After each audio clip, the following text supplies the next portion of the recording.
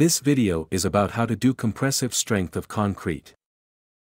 The scope of the experiment is to specify a method for the determination of the compressive strength of test specimens which dimensions are 150 by 150 by 150, while dimensions are in millimeters.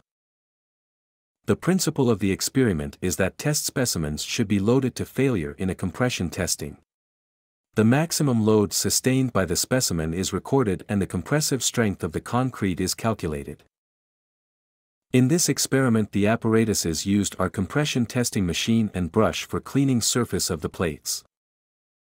The test specimen is a cube with the dimension 150 by 150 by 150 millimeters.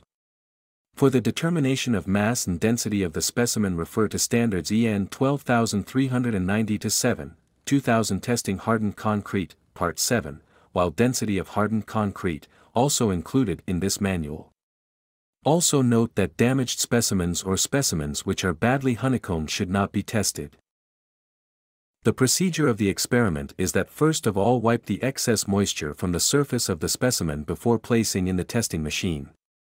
Then wipe all testing machine bearing surfaces clean and remove any loose grit or other material from the surfaces of the specimen that will be in contact with the platens of machine. And do not use packing, other than auxiliary platens or spacing blocks between the specimen and the platens of the testing machine. Position the cube specimens that the load is applied perpendicularly to the direction of casting. Land center the specimen with respect to the lower platen.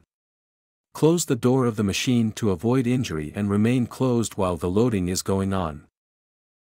Select a constant rate of loading within the range 0.2 MPa/s, n/mm2. S to 1.0 MPa/s, n/mm2.s. Apply the load to the specimen without shock and increase continuously, at the selected constant rate plus or minus 10%, until no greater load can be sustained. When using manually controlled testing machines, correct any tendency for the selected rate of loading to decrease, as specimen failure is approached by appropriate adjustment of the controls. And record the maximum loading indicated. Now when load is indicated, note down that load and take out the sample and access the sample with examples given below. If it matches with these one, it means test have proceeded satisfactorily under the current loading conditions.